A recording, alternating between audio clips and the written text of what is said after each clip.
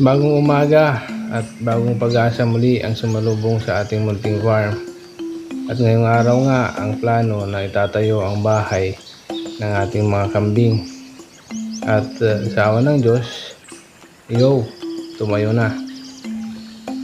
Hihintay nga lang natin matapos yan para makabili na rin tayo ng mga kasama ng ating mga 5 kambing na nandyan na. At yung dating native nga natin ay pinalitan natin ng F3 Anglo-Nubian na backling. Yun ang gagamitin muna natin na pampalahi sa ating mga native na inahin para hindi sila mahirapan sa panganganak. At unti-unti nang naitatayo ng aking kapatid at ang ni Uncle ng 16 by 18 na ating goat house. At ang problema na nga lang yung pagbubuhat sa kawayan na bayog kung tawagan namin sa Ilocano. Mabigat yun na kawayan na malayo yung pinagputulan nila, na pangsahig muna natin dyan sa ating munting goat house. Pero along the way, pagtagal-tagal at inshallah mag-success yung pag-aalaga natin ng kambing, ay papalitan na natin ng magandang sahig para hindi sila lumusot yung mga paa nila. Pero kung malapit naman siguro yung paglagay ng sahig ng kawayan, hindi naman siguro lulusot yung mga paa ng ating mga kambing. At yun muna ang plano nating ilagay ngayon na sahig. At ito nga ang mga sinisimulan ko rin pundarin dito sa bansa kung nasaan man ako ngayon.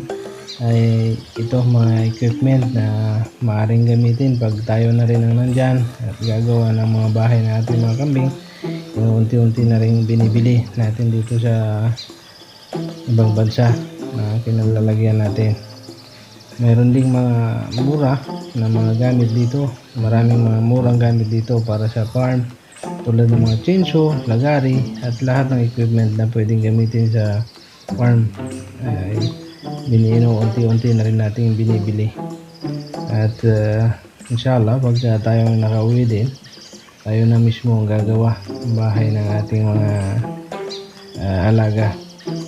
At inshallah tuloy-tuloy ang pagdami nila. At maganda yung pagpalaki ni Uncle.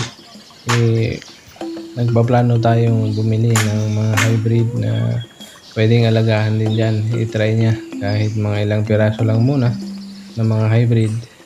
Isubukan muna natin yung pagsabay ng native at hybrid. At kung papala rin tayo, di saka tayo pumunta sa matataas na bloodline ng kambing. Kasi sa ngayon, hindi pa rin natin kayang bumili ng mga matataas na klaseng bloodline ng mga kambing.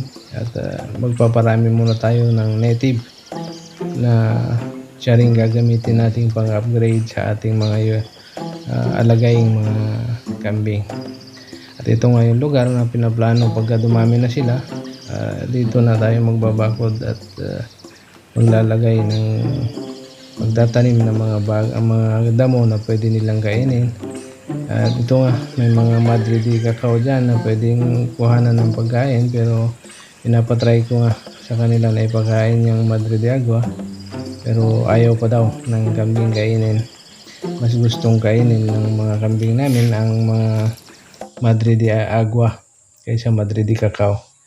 Kaya pinapadami natin ngayon yung puno ng Madre de Agua para din magamit yung makapag put up din tayo ng negosyong manukan na paitlogin.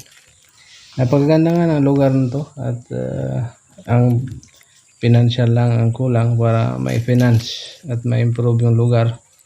Napakaluwang ng lugar na yan para pag-alagahan ng mga hayop na alagain. Pero darating ang araw inshallah na mabakod natin yan ng buo at makargahan natin ng mga alagaing mga hayop katulad ng mga ganito, kalabaw, baka at mga kambing. Habang nandito pa tayo sa ibang lugar, sinusubukan nating mag-put up ng panimula. Magsimula muna tayo sa kambing na masubukan kung kayang alagaan at habang natututo sa mga bagay na bagay sa napag-aalaga ng mga hayop, tulad ng pagbibigay ng vaccine o kung ano-ano. So hanggang dito na nga lang muna ang update sa ating munting farm. Hanggang sa muli.